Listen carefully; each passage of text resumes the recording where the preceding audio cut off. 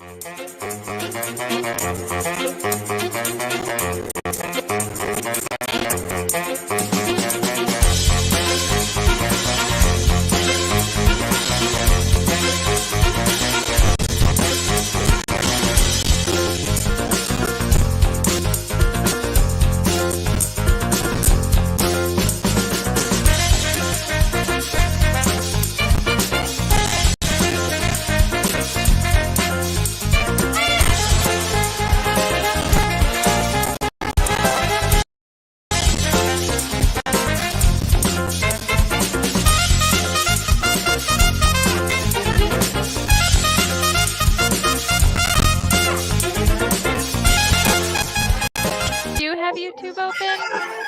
don't. No, that's that Ethan. Anyway, like I said, I don't mind listening to it twice. I don't. No, there. Like I said, I don't mind listening to it twice. Oh, maybe David needs to pop his AirPods in. Oh, yep, that would definitely be it. Sorry, David. Maybe David needs to pop his AirPods in. Oh, yep, that would definitely be it. Sorry, David. Maybe David needs to pop his AirPods in. Well, hi, everybody. Oh, yeah, that would definitely. Okay. There we go. Hi, everybody. Welcome to another episode of That GD Show. I am Genevieve, and Dave is taking a much-needed break. So, Eve is here as my guest co-host tonight. How are you doing? I'm my best job representing Dave well. I'm doing great. You're going to do amazing. It's so good to hang out with you again. And our guest tonight is David Hayward, otherwise known as the Naked Pastor. Hi there. Hey. Before I forget, because usually Dave does all of this stuff, this is a YouTube show. As you know, you're here, you're watching it. And if you could, it would mean so much to us if you could like and subscribe. Not entirely sure what all of that does, but I think it just lets people know that the show is awesome and they should watch it sometime. Yes. And also, if you want to go a step further in supporting us, you can go to Patreon and become a subscriber there. That is a huge, huge help for Dave and for the production because, you know, it's not free to put on these shows, but we love doing it. And so we're so excited to be here.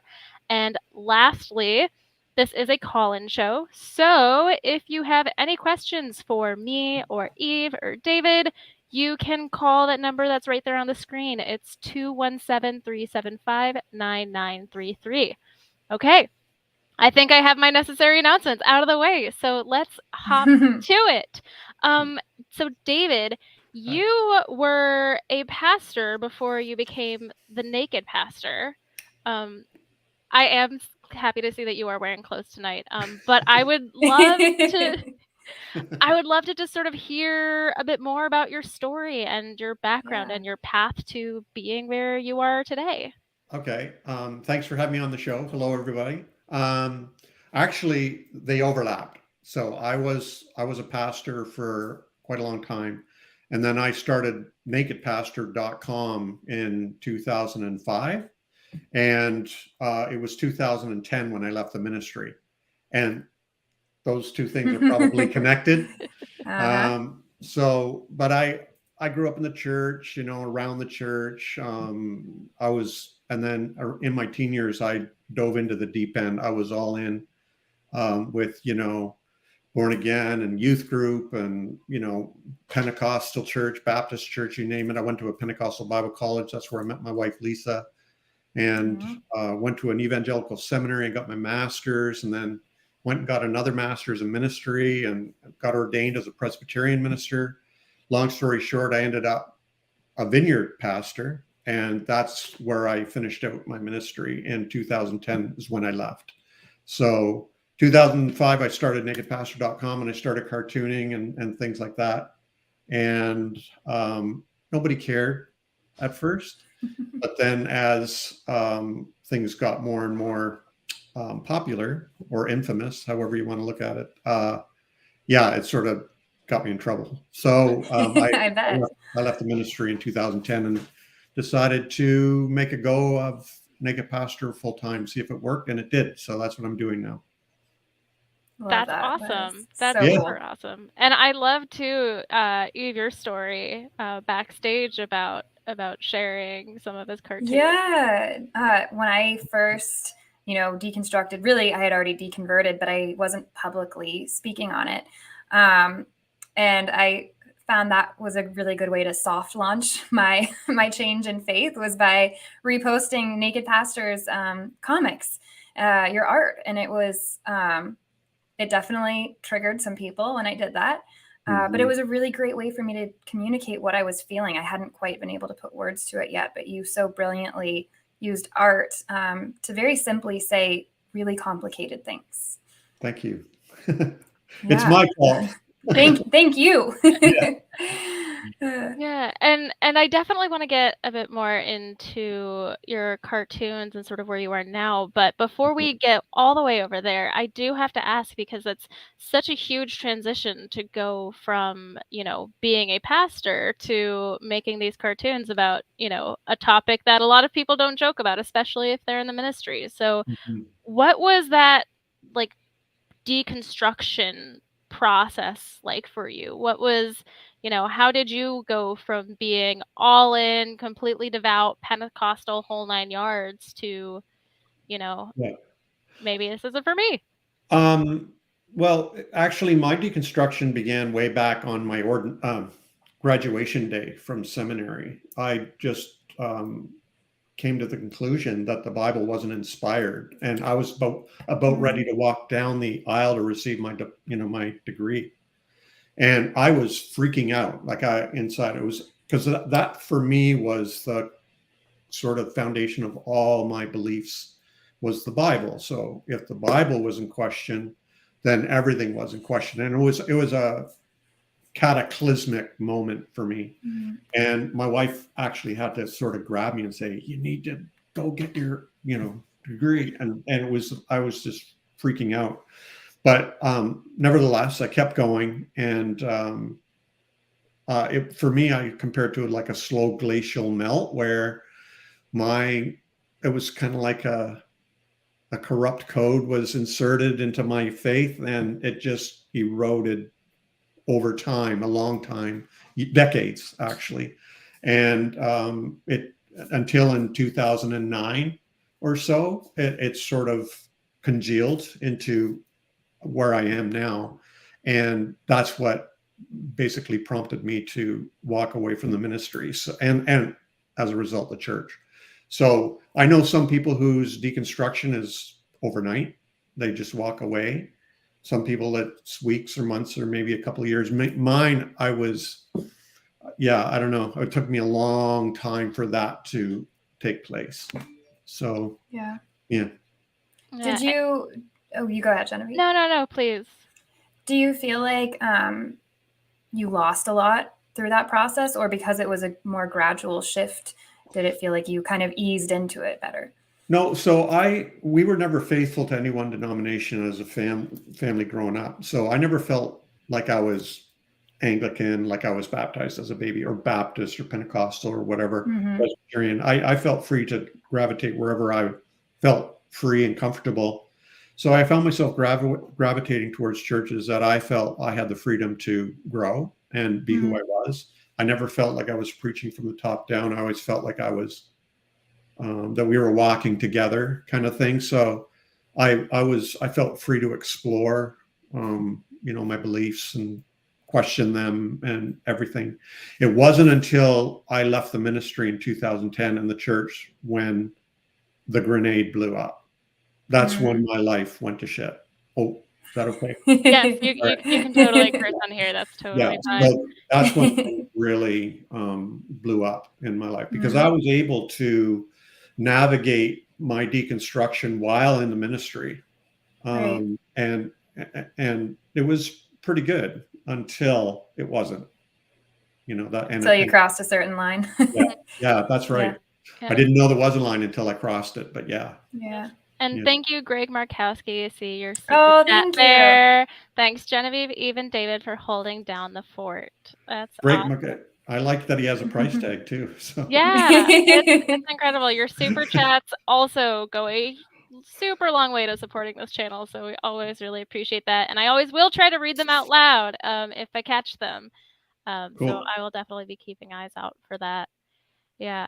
And so, like I was saying before, I did not grow up in the church. I was completely sort of, insulated from Christian culture, and I've never been a Christian or, a God believer of any kind.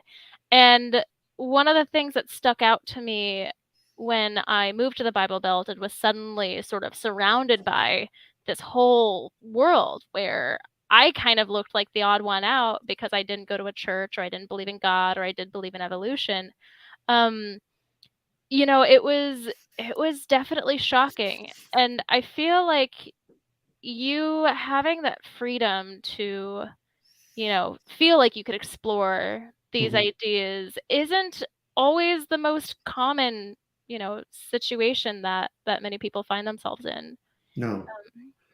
No, so yeah, you're right. Most people that I know feel stuck somewhere and trapped even. And for me, though, I learned early in my life that I just have this real deep drive for freedom, my personal freedom and freedom. And so I remember I was in the Presbyterian church. I just planted a Presbyterian church, started one from scratch. And I was 2 years in. I thought I was going to be able to build the perfect church, like the church I wanted. And after 2 months, I was completely bored out of my skull, and I hated my job. And I didn't know what to do because I had a wife and 3 kids and mortgage and car payment and, et cetera. And I just remember waking up one morning thinking, hey, wait a minute. I'm not trapped at all. I'm just afraid of the consequences of acting free. And so I said, we can just quit. And so I did. And I learned a big lesson then, because we recovered and everything was fine. Our life improved and we were happier. That I was only trapped in my mind, and I realized that I could just walk away.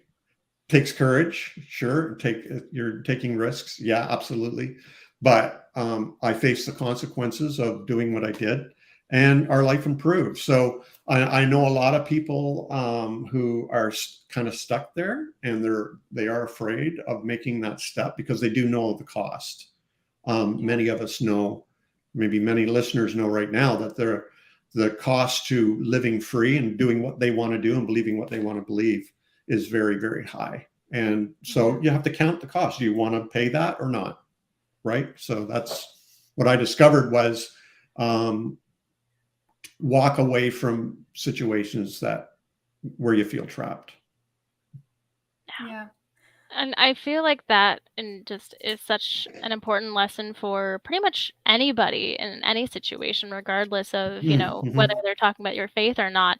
It can be really easy to sort of like feel like you're trapped in this cycle of doing what you know and going through your life. And it can be really hard to sort of take stock and remember that you can step back and make your life more like how you would like it to be. I always hate that saying, about never quitting under any circumstances. Yeah, That was me. I was quitting loyal. is so underrated. I was loyal to a fault. Yeah, I would stay much longer than I should have. And but back then in the Presbyterian church, I learned just walking away, and our life improved, and we were so much happier. That's what I did in 2010. I realized we'd had a meeting at the church, and I realized this isn't working. Yeah. And I said, I'm going to do it again. And I quit, and cold turkey just quit, and my life improved. I'm much happier now than I was back then. So it works. I know it works. So we took that risk. And now that was more difficult, though, because we left the ministry. We left the church where all of our friends were, all of our support, all my income. everything. Our kids had just all left home, empty nest. We had to file for bankruptcy. We were so friggin' poor from being pastors for so long. And Lisa had gone to university to study for nursing. She's a nurse now. It was just the perfect storm. It was a shit show, and it was a tough time. But we made it through that to the other side, and it's better. Things are so much better now. But yeah, it was a critical time when we did that.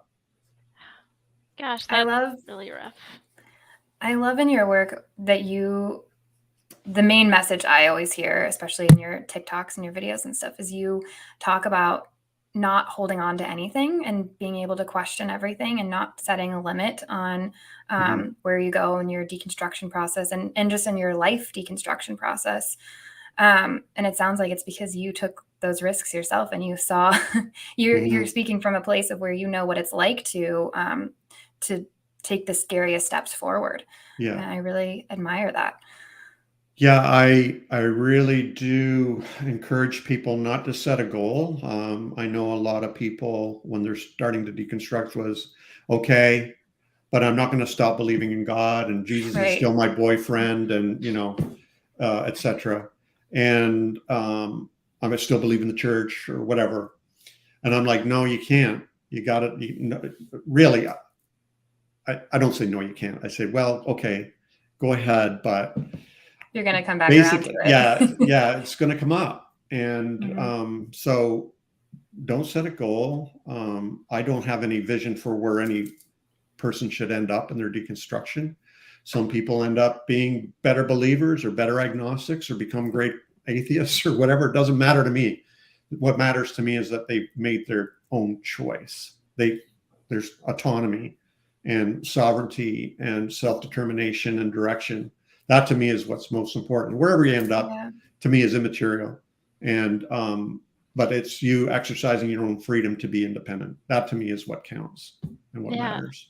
Yeah, absolutely. And just kind of, from my outside perspective, something that I feel like a lot of Christians who talk about the deconstruction movement as if it's like the big boogeyman, that's all the rage. But from everybody that I have spoken to, and I'm sure you can both attest, deconstructing is not a choice that you make. It's not something that you just willingly decide to do one day. It's more of something that happens to you, and you can either pull that thread and follow where it goes with honesty and good faith, no pun intended, or you can ignore that and suppress that, and maybe you'll stay a believer the rest of your life, but what. Yeah, no, it's true.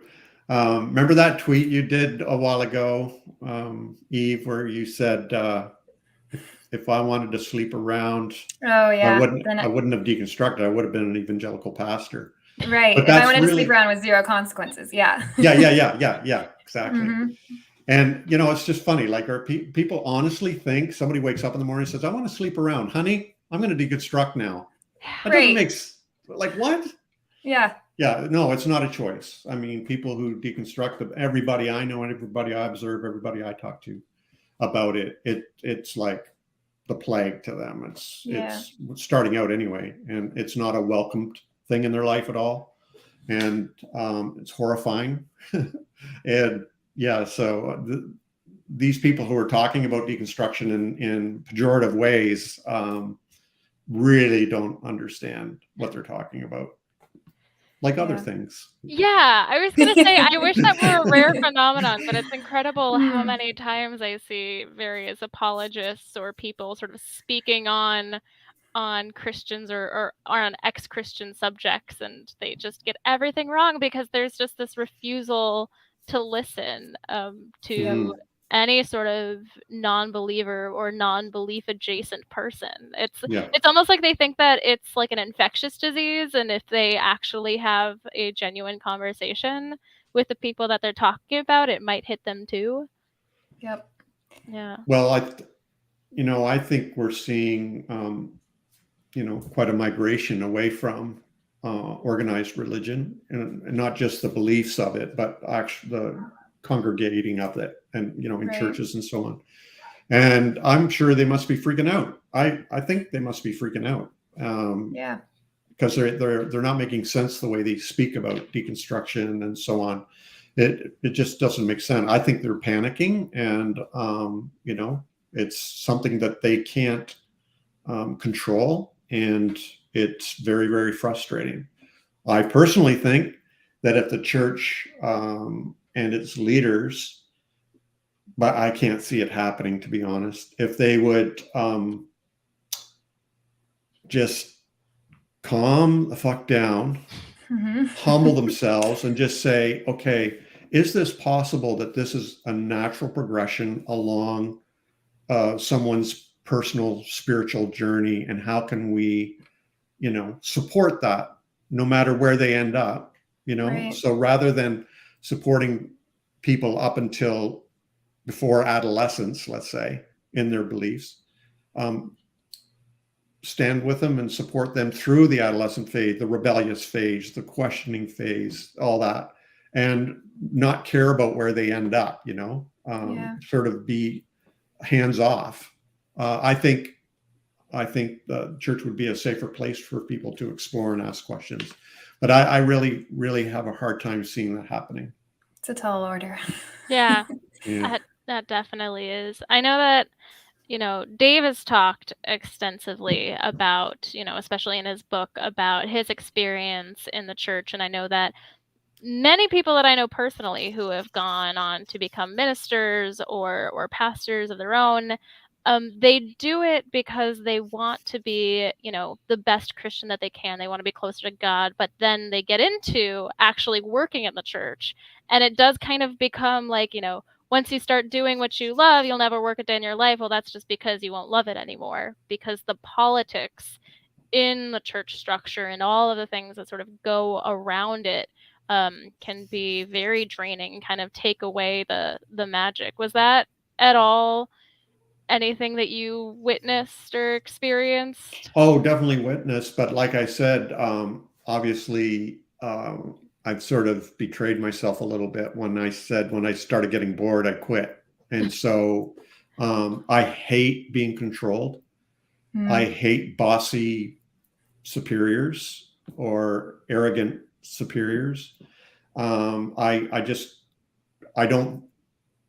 can't tolerate those conditions. So I would always end up quitting or leaving or whatever. So I think I'm free. Other people might think I'm flighty, or non-committal or whatever.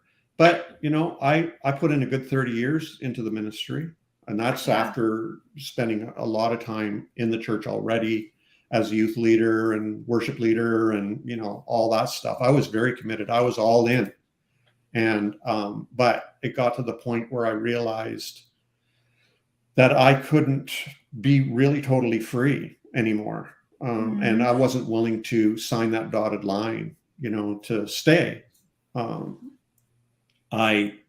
example, my superiors found out about my cartoons. You know, I've already been blogging for years, but I was safely under the radar most of the time. And then it started getting more and more popular. That's when I started getting in trouble, and that's when I started getting calls because head office was getting letters of concern and, you know, so on, and suggesting that maybe I needed to run my posts through them first before I posted them. And it's like, that's where I drew the line. What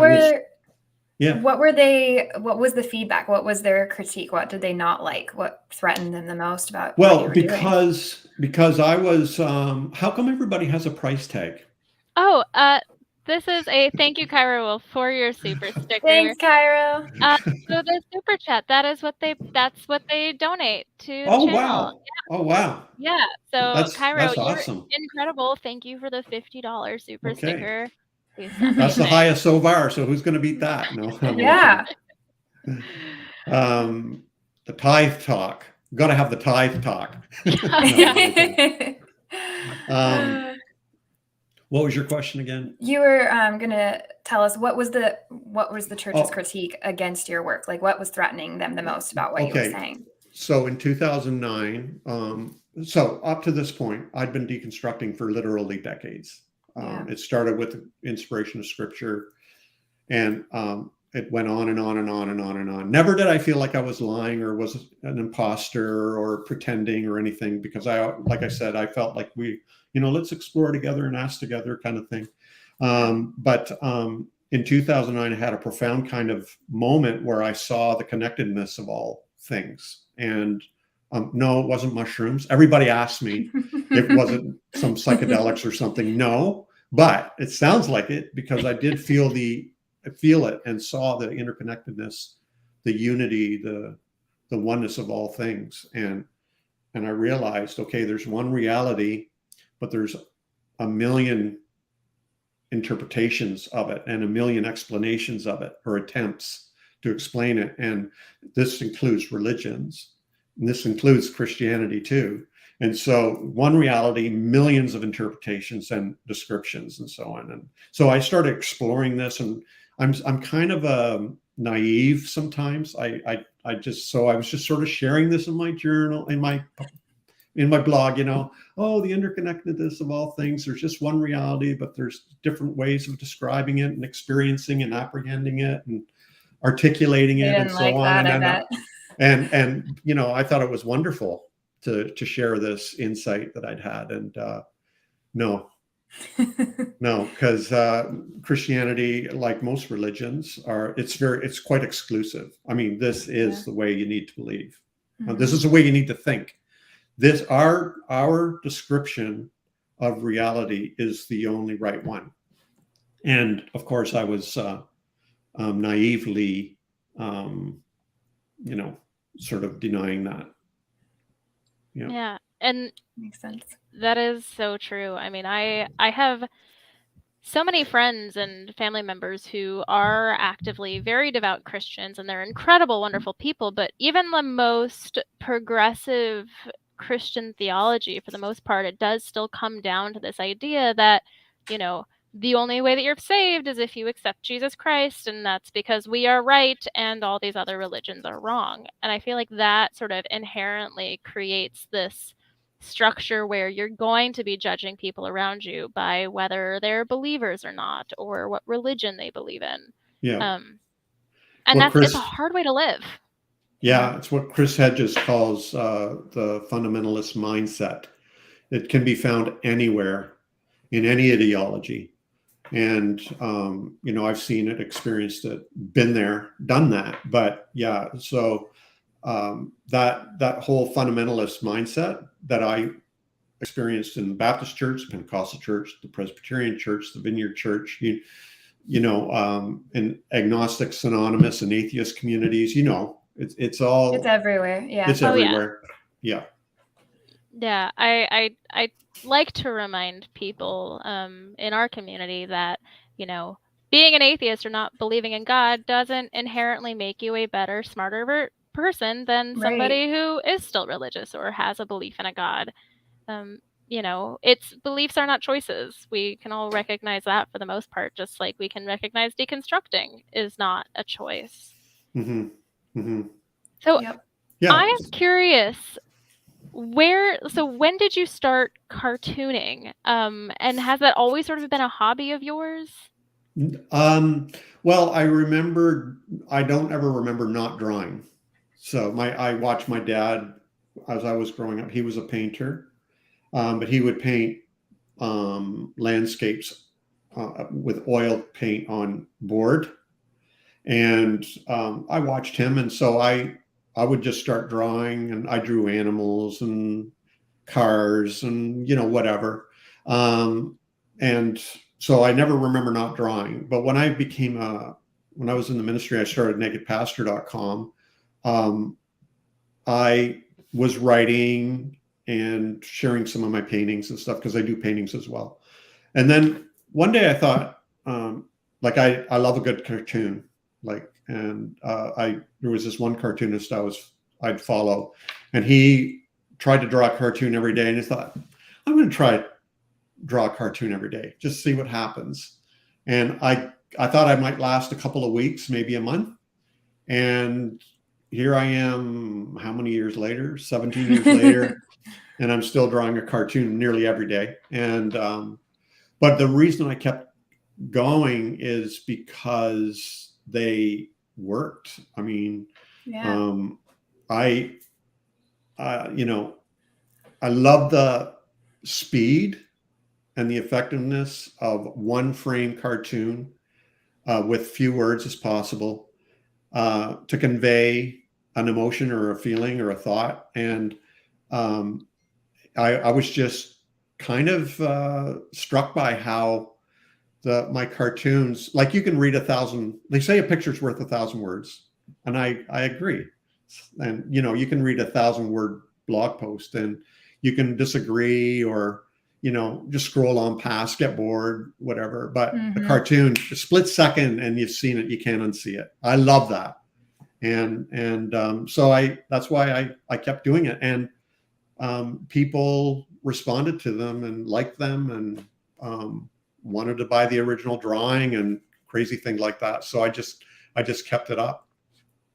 Yeah. Yeah, they resonate with so many people. You've captured you know, deconstruction and religious trauma so well.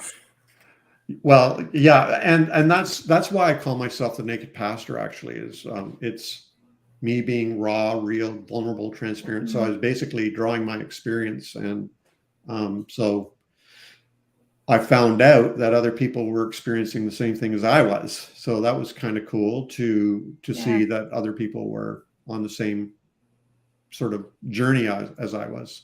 Yeah. Love that. Yeah.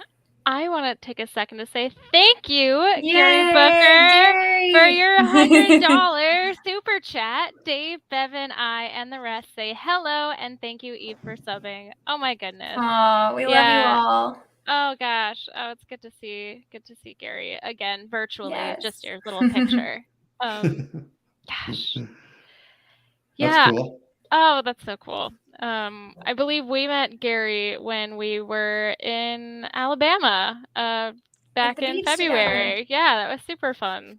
That was nice. Blast. That's where my wife is from. Oh, really? Oh. Yeah. We met in Springfield, Missouri. She's a very Southern girl, and I was from Canada. So, yeah, we talk about cross-cultural communication. Yeah. Holy smokes. Yeah, that was something else. But we've been together now this is going to be 42 years this year. Wow. I can't believe it. Congratulations. Yeah, Yeah. that's amazing. Did you guys deconstruct together? How did that work? Because I hear from people asking all the time, can I stay with someone that's not deconstructing right now? This is, you know, how does that work in a long-term relationship? Yeah, that's a really good question. We were pretty much joined at the hip all the way through until I left the ministry the last time in 2010. Then, like I said, it was a perfect storm. There were so many factors. This wasn't just, you know, a change in belief. It changed everything. And it was really like the perfect storm, like a bomb went off. Like I already said, I lost my income. I lost my sense of purpose in life and meaning and destiny. We lost all of our friends. We lost all of our support. We had to file for bankruptcy here in Canada. That's a 7-year process. That's our kids were stressful gone. in any situation. Yeah, so it was just horrible. And so our marriage went through a real difficult time for a couple of years. And actually, I don't know why I just laughed, because it's not funny at all. But Lisa left a few times. It was really, really, really difficult, and trying to figure this out. And so eventually it got to the place where I actually remember it like it was yesterday, where she looked at me and says, "You need help." And, you know, she was right. I needed help. I knew I needed help. And, you know, when I left the ministry and the church and everything, I thought I was really doing well, but actually I just wasn't feeling anything. I was numb. I was frozen. And that doesn't help at all in any relationship. And finally, she broke through that by saying I needed help. And that's when I started looking for a therapist and a coach. And, we went together for therapy and all this kind of thing. And then we started communicating, talking about it all. And, renegotiated our relationship. We met in Bible college, got married right after Bible college. So for us, it was soaked in Christianity, everything. And so we basically had to figure out how to be married again. And we did. We figured it out. And so, and I see a lot of people's marriages blow up, and some rightly so. Some marriage, I know many couples who had to get married because the prophet said so, or it was the only way they could have sex, or too young, or they weren't matched well, or what, or one's abusive and she was required to stay, all kinds of reasons why marriage should break up. But there's some marriages that don't need to break up. And like ours, I'm glad ours didn't. I'm glad we stayed together. And so I ended up writing a book, actually, Till Doubt Do Us Part, When Changing Beliefs Change Your Marriage. And just to help people through that. There's cartoons in that one too. But just to help people see that for Lisa and I'll be honest, the first thing I was attracted to in her was not her beliefs. I saw her walk in the cafeteria. That was the first thing that impressed me. Nothing to do with her faith or anything like that. And then getting to know her and her personality and all that. And I realized we had to come to that place where we realized, same with her, with me, that I fell in love with the thinker, not what she thought. You know what I'm saying? Like I fell in love with her, not what her beliefs. You know what I mean? So that's important. I think that's true for most people. Is but we had to learn how to come to that more mature kind of relationship much later in life, but we did. That is so beautiful. So amazing. Yeah, it almost sounds like, did you feel like you sort of fell in love with her all over again after weathering a storm like that and coming through it on the other end? Yeah, it was like falling in love on a deeper level.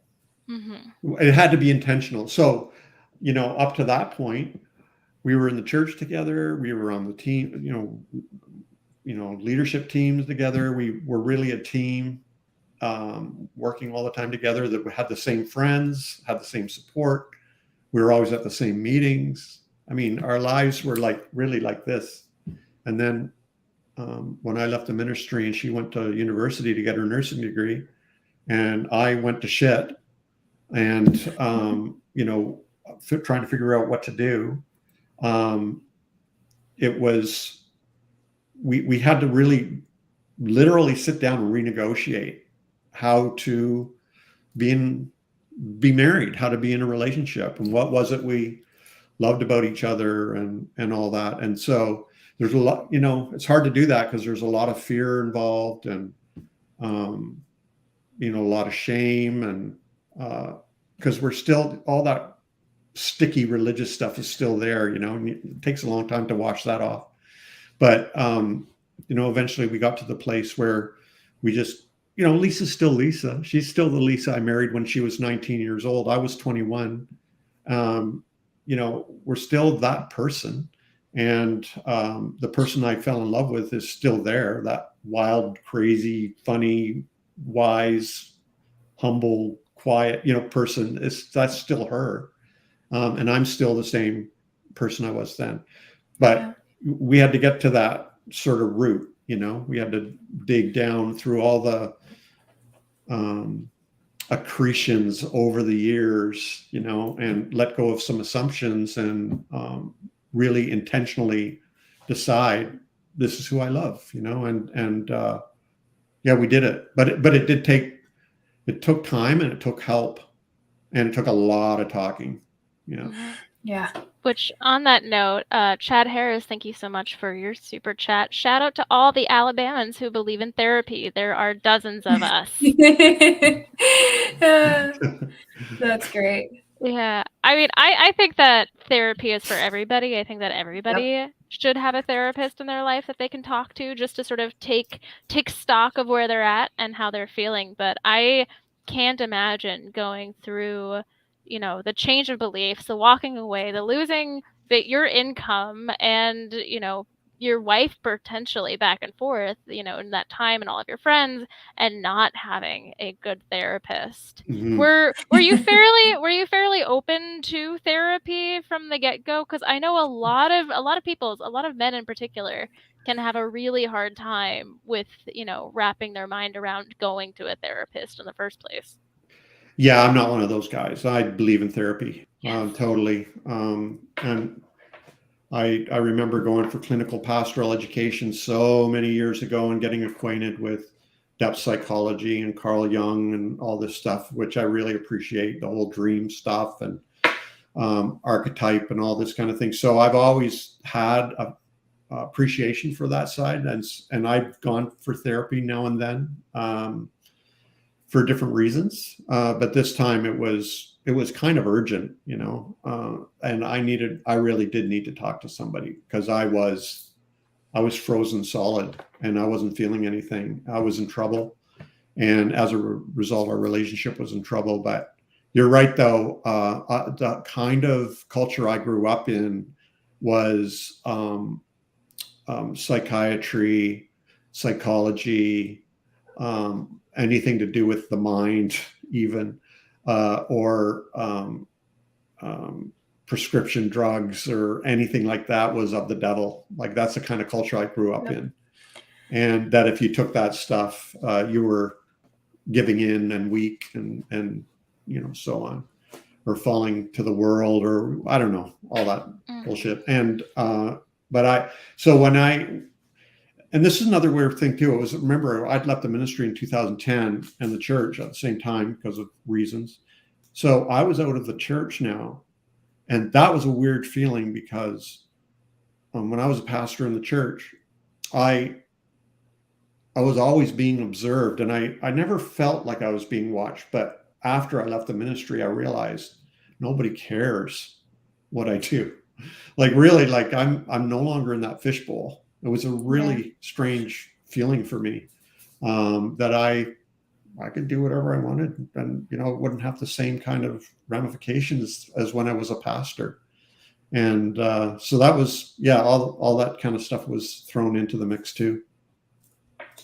Yep, that's a big process to come out on the other side where you did come out. Yeah. And Eve, because I know that you grew up very Christian with a very Christian family. Did they also have those beliefs about like anything mental health related, basically just being, that's not real, depression's not real, it's all demons and the devil getting in your head? Yeah, I experienced what I call more of a like subtle version of that, where it was never said that therapy is wrong and that medication is wrong and that depression and anxiety doesn't exist. It was never taught to me that it did exist, though. I remember being like in my early 20s, having panic attacks, going to an ER like multiple times a week before a doctor finally sat me down and was like, "You're not dying, you have anxiety." Wow. And I was like, "What? Like, what's anxiety?" I mean, I know the word. I don't understand how someone can have anxiety. Because we always did, I don't know, for those who might know, sozos or, like inner healing, where you sit and you pray with people that have zero experience with counseling others whatsoever, nonetheless offering actual therapy. And you sit there and pray and ask where Jesus was. And that was the extent of the amount of therapy I had ever had, which is none, maybe even worse, because it re-traumatizes you and you relive things where you're like, I didn't want to think about that. And so I started having, anxiety, nervous breakdown type stuff in my early 20s. And my family's response to it was to tell me to go in my prayer closet, because I had a prayer closet, and to read my Bible until the feeling would pass. And so I would like be crying, shaking, feeling like I was dying, and I would just read Bible verses out loud over and over and over again. And so eventually, yeah, the anxiety would pass after like an hour of doing that. The panic attack would go, and I'd be like, all right, I did it. And then I remember the first time I finally let myself try one of the medications that was prescribed to me. And I was like, this worked a lot faster than reading the Bible. And I actually feel like myself now, not like I just talked myself into like the state of numbness. Mhm. So yeah, that was my experience with all of that. Oh, I'm so glad you did finally try medication, because you're rated as a lot more effective than Bible verses. But I mean, also too, I know that a really common practice if you are experiencing a panic attack and anxiety is obviously deep breaths, but also, counting your surroundings and focusing on like, okay, how Yeah. many windows are there? What color is the sky right now? How many green things can you see? Things that can sort of help ground you. And I mean, of course, sitting in a closet reading something that isn't your, Right. your wandering panicked mind is going to eventually help a little bit. Yeah. Eve, well, how old were you when you left all that? I was 20, 25, 20. I actually had just turned 26 when I Okay. left. So this was about almost 6 years ago.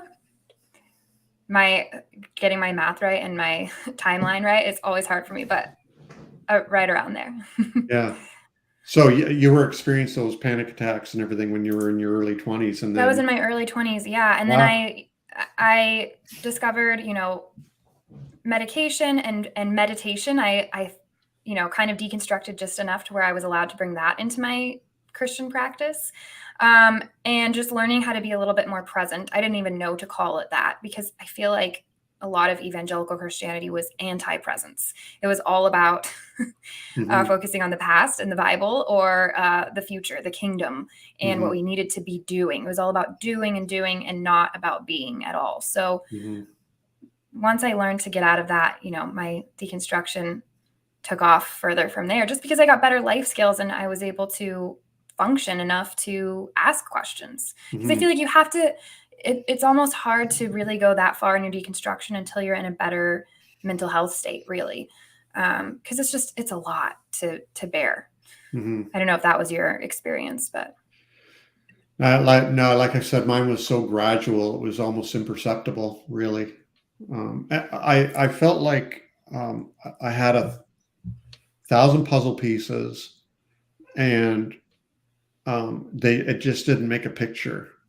mm, And some were upside down, and so on. And it took me all those years to and until 2009, when I had that moment, when the last piece went in and it all came together. So, but up to that point, it was very, very, very gradual. And then when that happened, it was almost like um, now it had to play itself out in my practical life, and that's when it got right. messy. When my new mindset affected my life and Yeah. my practical life. Yeah, and that sucked big time because you know we were, like I said, we were in deep with the church, and we enjoyed the church, and um, I felt really free until we had a meeting where I no longer felt free, but all our friends were there and everything, and then boom, it was all over. That because of something I was thinking. So Yeah. that to me was that's another big thing in what I share with people online is it's ridiculous. People think different thoughts. That's all they are. They're just a thought. And to allow Mm-hmm. those things to divide us into camps and tribes and denominations and religions and all this it's ridiculous to me now. It's just a thought. That's all a belief is a thought that you cherish. That's all a belief is. And but man, we let that divide us in all kinds of different ways. So that to me, I'm pretty passionate about as well. Yeah. When it came to your art, did it start off as just like an expression of where you were at and you were just trying to get it out in that way?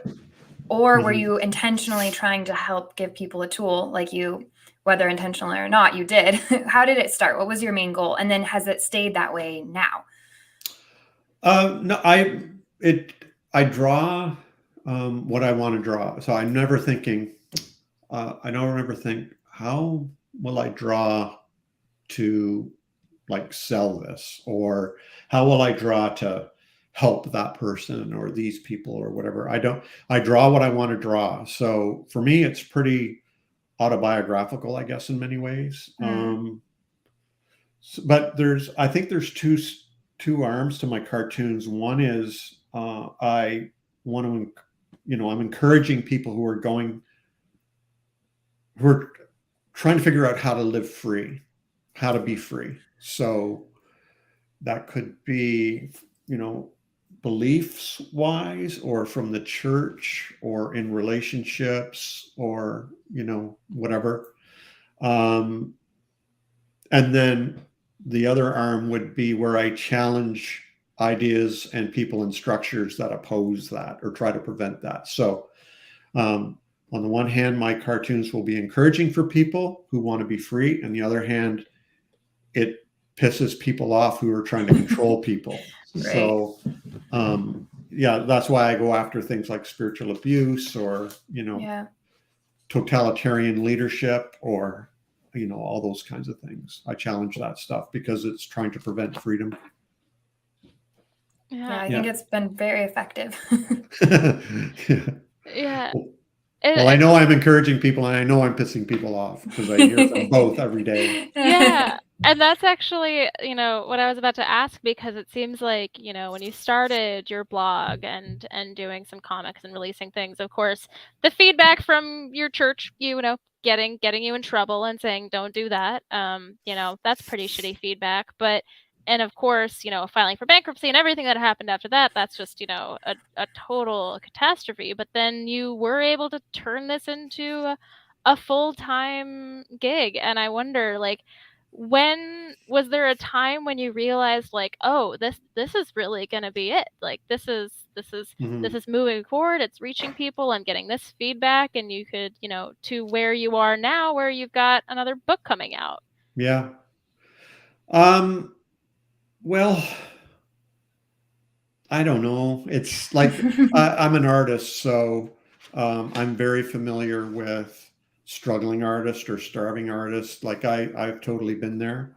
And one of the cool things about bankruptcy is that it wipes out your debt. So, clean slate. We could start with a clean slate. Lisa was now a nurse, who are paid pretty well up here. And, up here meaning Canada, for those who don't know where I am. And I think one of my best features is that I just don't go away. I mean, I just keep doing it and keep coming up with stuff and putting it out there, and people respond to it. So, I've got several different streams of income. I'm selling my cartoons. I'm selling books. This is my 10th book coming out now. I'm so excited. I'm selling paintings. I run an online community called The Lasting Supper for people who are deconstructing. And, I'm doing different things to support myself as an artist. So, and it's working. Yeah. But I don't ever remember one day saying, I'm successful. It's not, it never happened. So it's always up and down and everything. But I can now say that I am making a living off my art. And I know a lot of artists who might not be able to say that. And I feel very privileged to be able to say that, very honored. And I'm very happy that I can do that. Because I know I'm helping people, and because I hear from them personally. And so I just get to devote time doing that. So that's cool. Yeah, I was going to say that I think that the privilege is all of ours, really, because we get to enjoy the stuff that you create. And we're very glad that you are persistent and just not going away. It's amazing for everybody.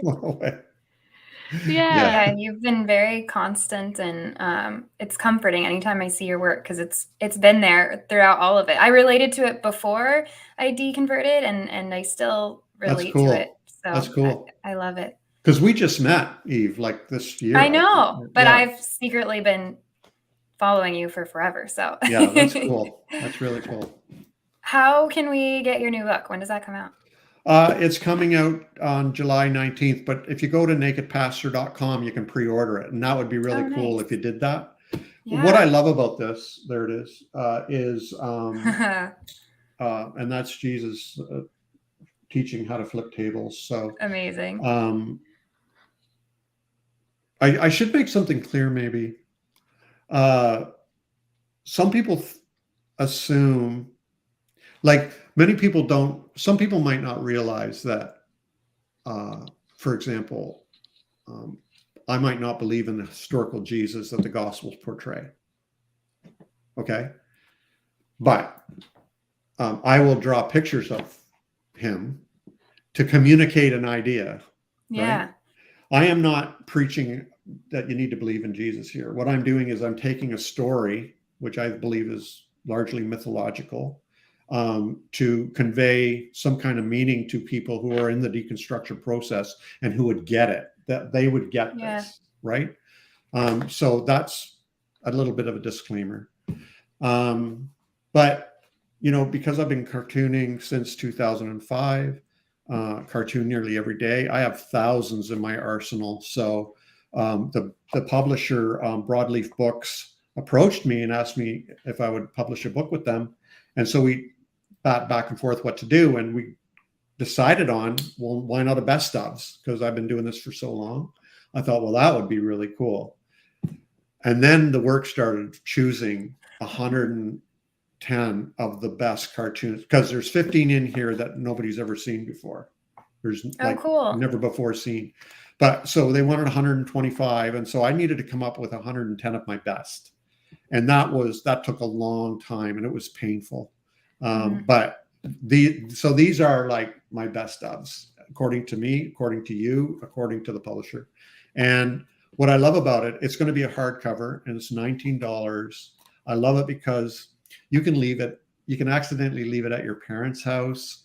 You know, you can leave it beside your beside your toilet. You can leave it on your coffee table. You can leave it in your guest room.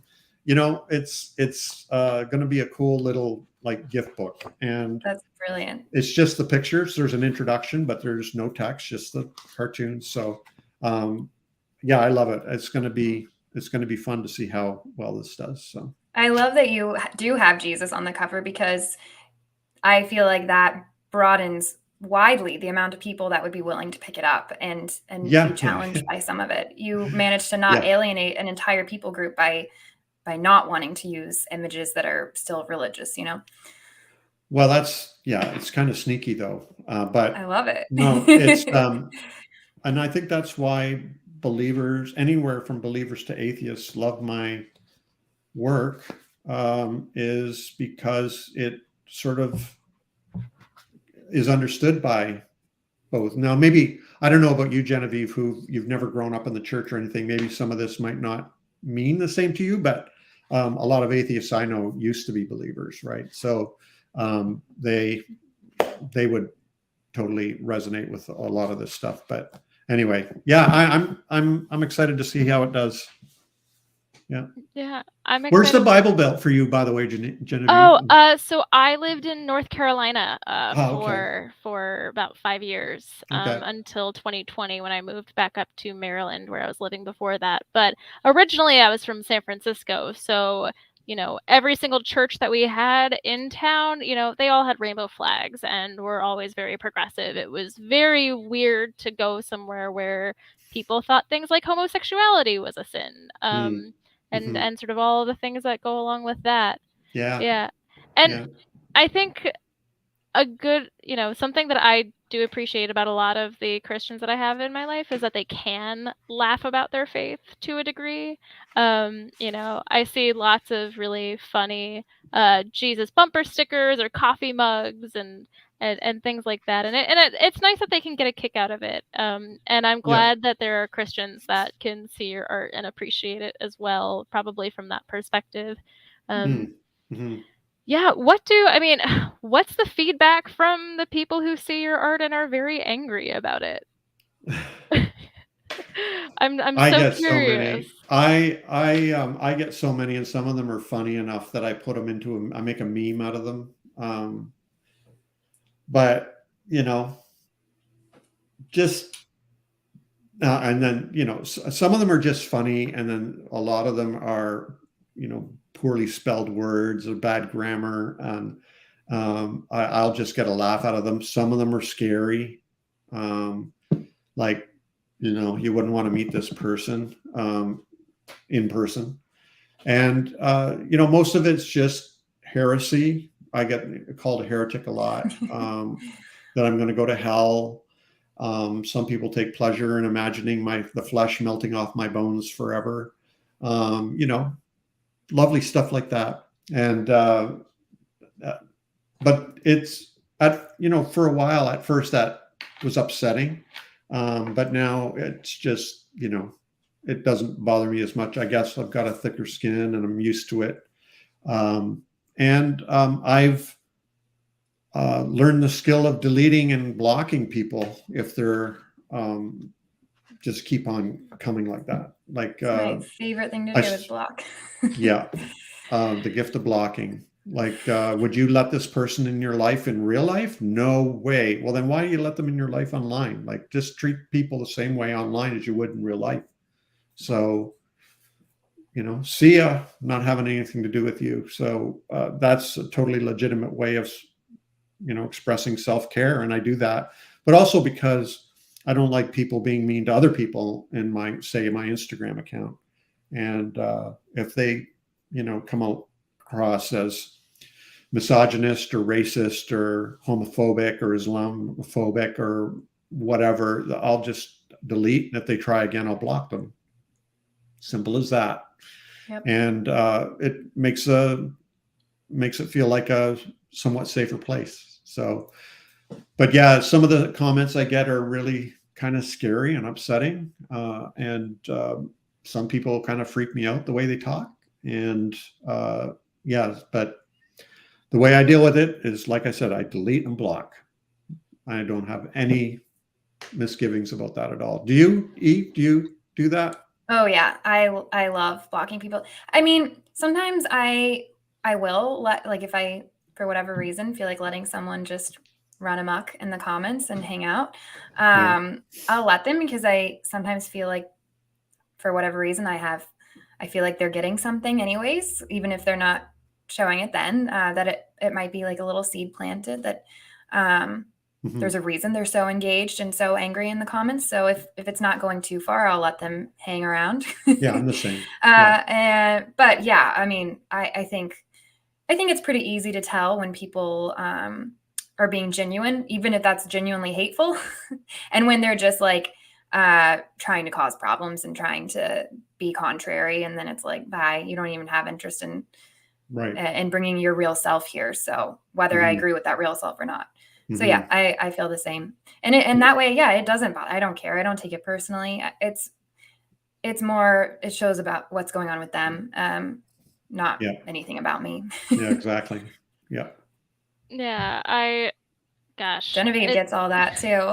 Yeah, I get a lot of very angry theists of all kinds in my comments, and also, I mean, in real life too. I remember when my father passed away in 2020, a coworker of mine, said she was praying for me in a very condescending way, not in a, oh, like I'm genuinely sorry, because, if somebody says that, then I can recognize, okay, I don't believe in prayer, but I understand that you're saying that,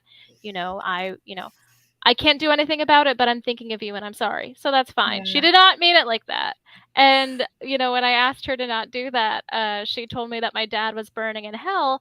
And, you know, that didn't bother me because I have never believed in hell. And my dad was an atheist too. Like, so, you know, that was very much like water off my back. But I do have, you know, some Christian friends who saw all this happen because, of course, it was on the beautiful platform Facebook that this was all happening. Yeah. The worst. We're just the best comments and discussions happen. And a feeling that I did get from some of my Christian friends was kind of, it felt like they almost wanted to say, yeah, she's not wrong, but you don't say that. And that kind of bothers me a little bit. But that's just sort of the theology of Christianity, if you will. With people that I don't know, like, you know, random people on TikTok or YouTube, if they want to be jerks, you know, I'll usually try to use it as a, you know, a teaching moment where I can address it and sort of walk through why they're being bad Christians and Jesus would be disappointed in them. But if it's really bad, or if they go to racism, homophobia, etc., yeah, Right. easy block. We don't need that.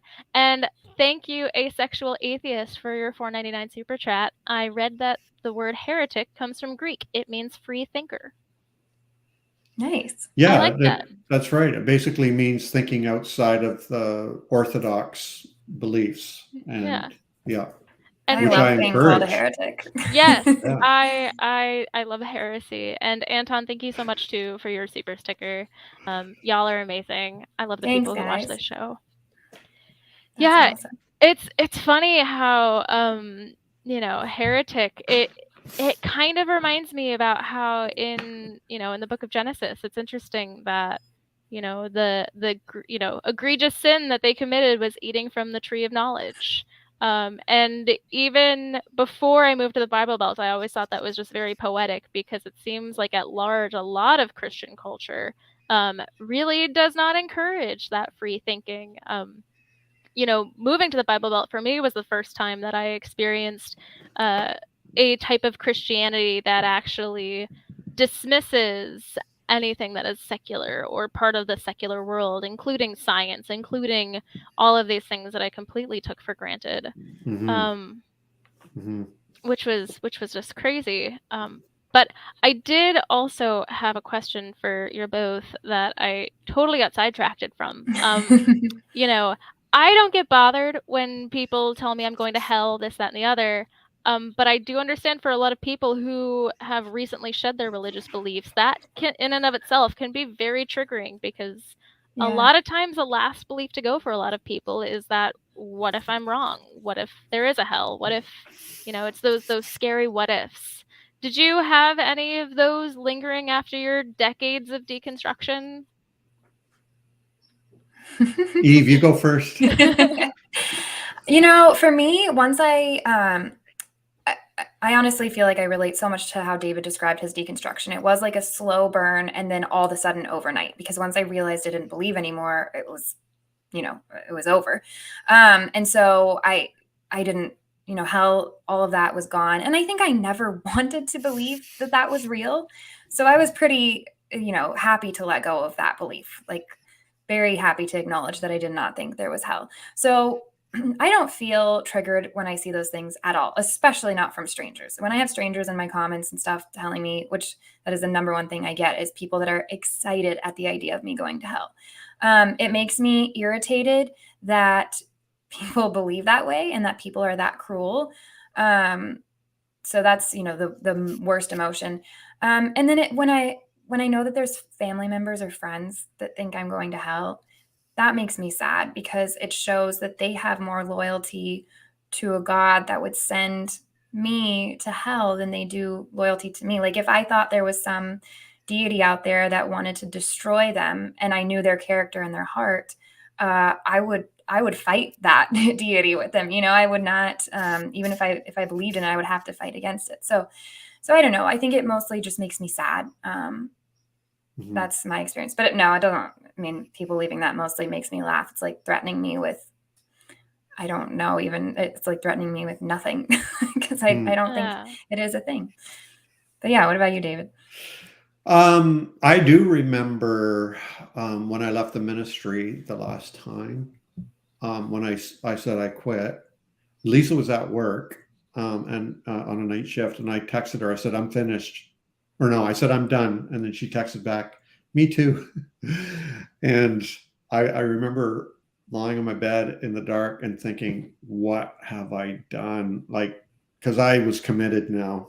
And this is the kind of mindfuck Christianity can be, where you don't believe in hell anymore, but you're afraid you might go there because you don't believe in it anymore. Right. Like, that's how weird it is. Yeah. And because it's just like this, like I've used the term before, but it's sticky stuff that it just so, like, I've compared it before to like a brain tumor that has tentacles all through. And it's not like it's just a lump you can remove. It's like it's in every area of your life. Everything about your life is touched by your religion. It's not just a hobby. Yeah. It infuses everything. And so to extract that, to get out of that, it's like major surgery. It takes a long, long, long time. And so for me, it was like it began as a shout, and it ended up being normal voice, and then eventually a whisper, and then an echo, and then it went away. It took time for finally now to, I don't believe in hell at all. And,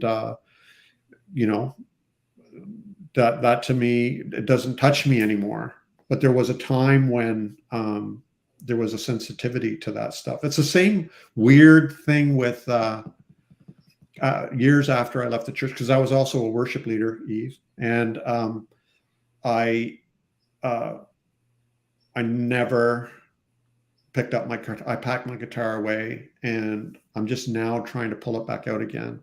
But for me, my guitar is so associated with worship, and I wrote worship songs, and we did a CD, and I removed all worship songs from my iPod, which I had at that time. And so for me, I remember one time listening to my iPod, and one worship song slipped through somehow, and it was so friggin' triggering. Yeah. It just pulled me back. And it's just weird how all that works. So the theology and the worship songs and all these things, it takes time. But now a worship song can come on, or you hear Hillsong songs everywhere now. It's all over TikTok, where there's Hillsong songs on TikTok and stuff. And it's like, it doesn't touch me anymore. That touchstone that was inside me is gone now. And it's faded away. But it does take some time. But you can, if you persist, you will get to that place where it no longer touches you. Yeah. But for me, it took a while. Indoctrination uses, brilliant tactics. Fear is a huge part of everything, and fear is one of the hardest things to conquer or come to terms with, and music is an amazing tool to manipulate someone's emotions and heavily indoctrinate them. So it makes sense that these are things that take a long time and kind of sometimes sneak behind things where we think we've gotten healing and we still have room to grow. And there it is, hiding religious trauma. Yeah. It's rough. I do see we have a call that I do want to take before we run out of time. And I think that you both will be incredibly helpful for this one. This is from Mike, him in Texas. He would like advice on how to reveal his journey away from religion to his family. So let's see here. Hey, Mike, are you there? Hi, how are y'all doing tonight? Good. How are you doing, Mike? I'm actually doing pretty well. Thank you. Thank you for taking my call. Yeah, of course. You were talking about coming out to your family about your religious journey. What's going on there? Long story short. Just long story short, I'm just a former devout evangelical Christian. Grew up, I'm the son of a pastor, so it doesn't really help.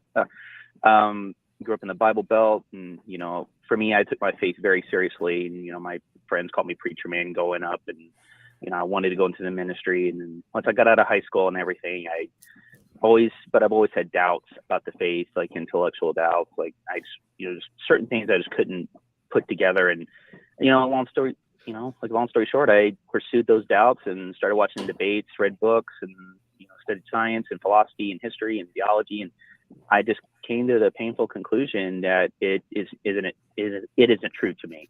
And it was very difficult. And the most difficult part about that, my journey, is no one knows.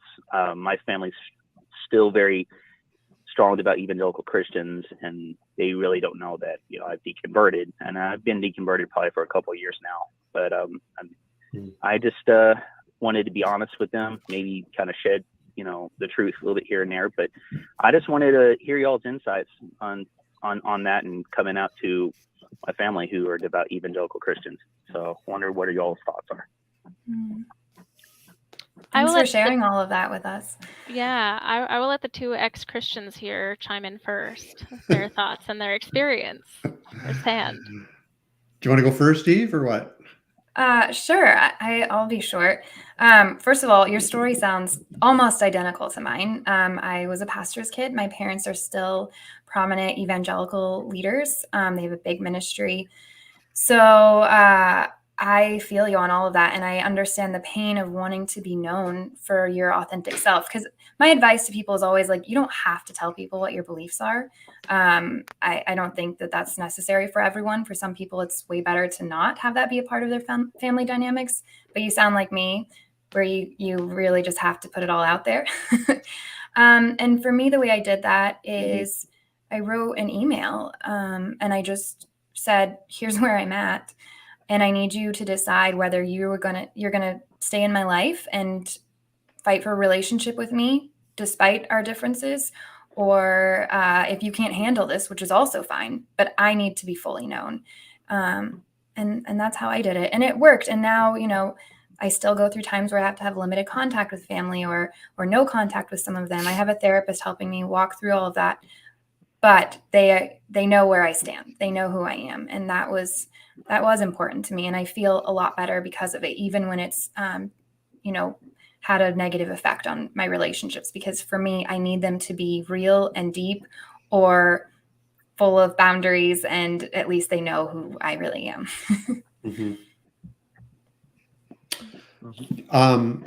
Yeah, Mike, thanks.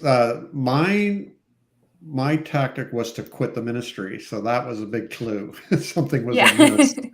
Something was amok. And I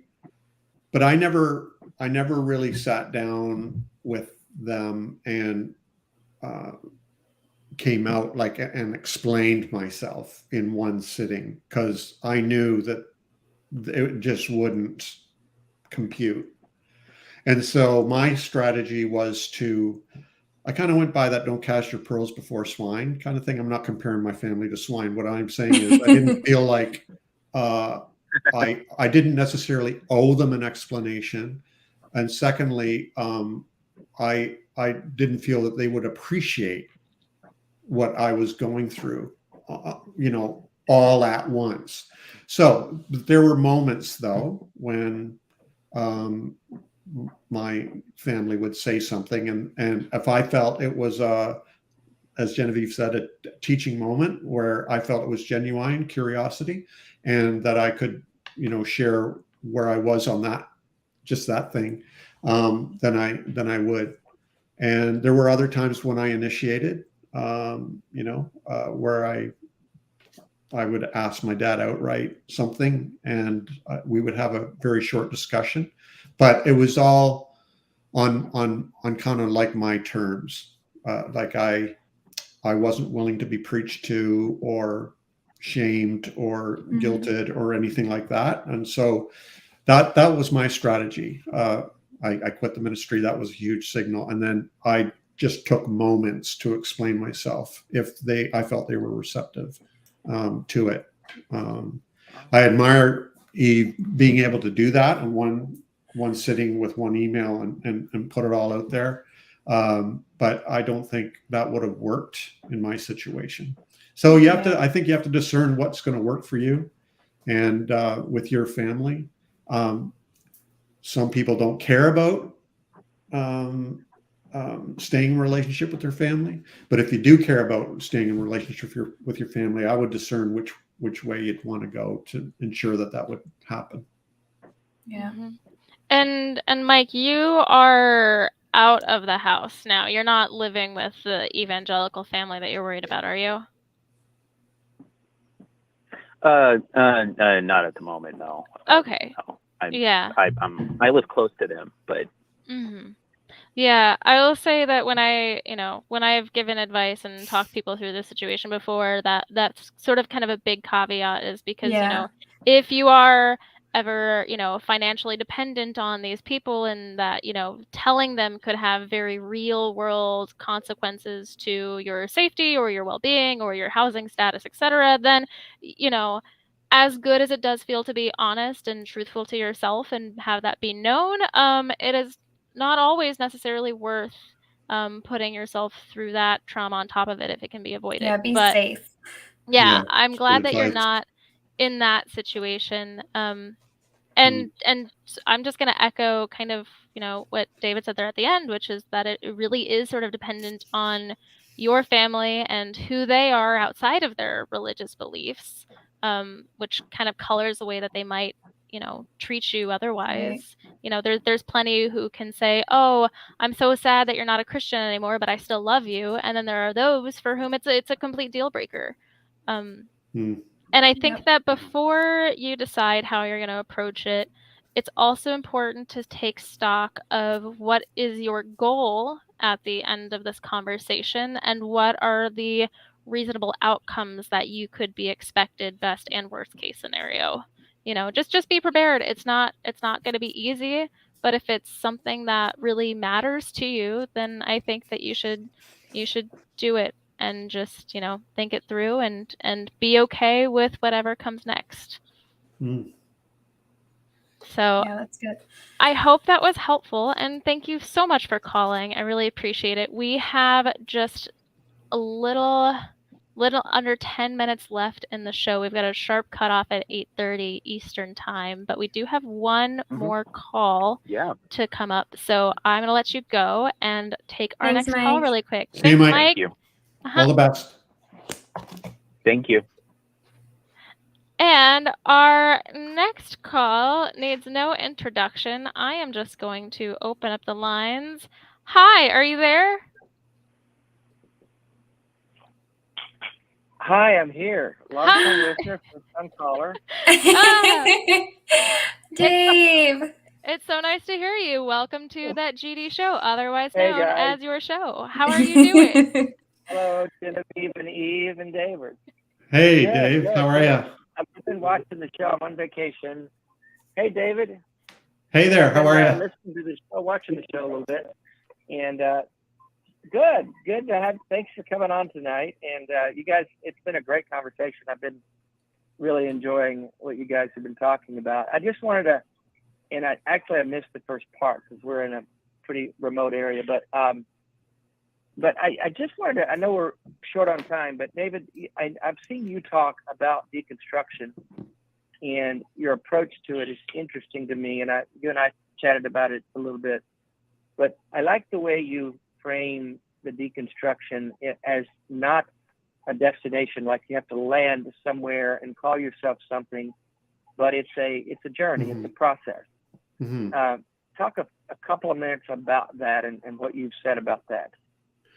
Yeah, so deconstruction to me isn't a means to an end. For me, deconstruction is just questioning everything.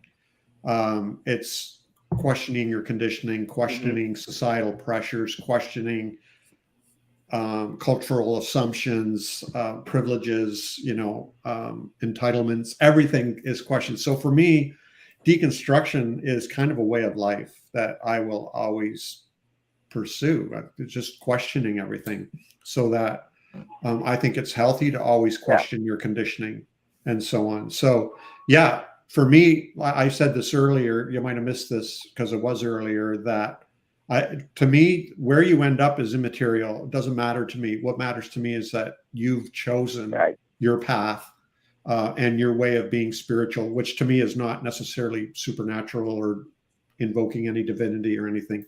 It just means you've chosen how to live your life. And that to me is what's most important. And deconstruction is the way you do that. It's just asking questions and being open to mystery and so on. So, yeah, that's my story. And I know you hear from a lot of people. Yeah, and I know you hear from a lot of people who you're helping. And is that mostly what you're hearing? Is people finding your assistance in the process of deconstruction, and not so much where they end up landing, but you're basically giving permission to people to ask the questions and to wonder and to deconstruct their rigidity, if you will. Is that kind of what you mostly help people with? Yeah. So my big thing for me. Yeah, the big thing for me is I want to be me. I want to be authentic, and which is weird because I also want to be accepted by everybody. So they are often in conflict. But I try to help other people feel empowered to be their own authentic selves, however that appears or looks or feels like to them. And so what I hear a lot from people is how they feel like they're finally being themselves, and whatever that looks like. It's very diverse. Authenticity. Yeah, but I think it's cool. Yeah. Yeah, I love that. Dave. Well, that's cool. I love that approach. I think you're doing a lot of good work. Thank you. Yeah. Dave, I was just going to say you're so funny for calling your own show when you're on vacation, and you told me you were going to unplug. That was the most Dave thing you could have done. Yeah. Dave, I'm guilty. I didn't. You are.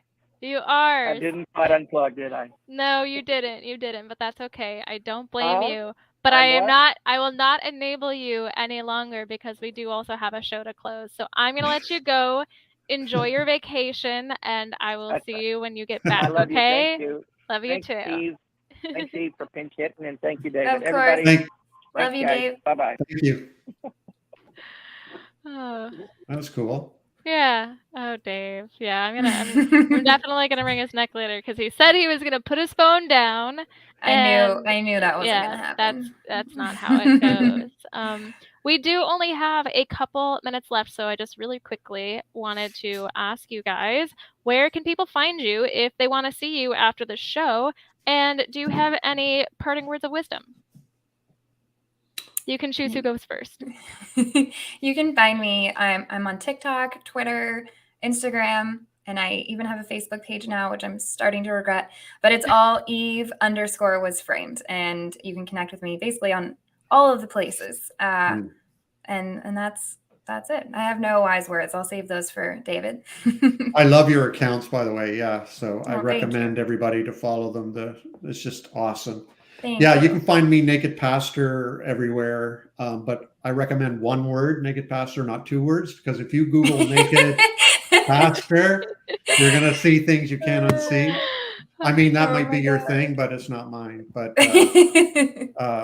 so, and I'm on all social platforms and everything, but my main website's nakedpastor.com, and that's where you can find all my stuff. So, and a word of wisdom is you be you. That's what I love to say, and I know that takes a lot of courage, but you can do it. I believe it. So I did it, and like I said, one of my I love to be loved and accepted, but I also love to be authentic, and often they're in conflict, but I'm figuring it out. So, and it's so cool to hang out with you, Eve and Genevieve. It's really, really awesome. I feel really privileged tonight, so it's cool. Yeah, the pleasure has been all of mine, and thank you guys for bearing with our technical difficulties. Thank you everybody for hanging out in the chat and being amazing. I love seeing the people who are always here. I see you. You are valued. You are loved. Be yourself, and that is our show. We'll see you next week. Bye.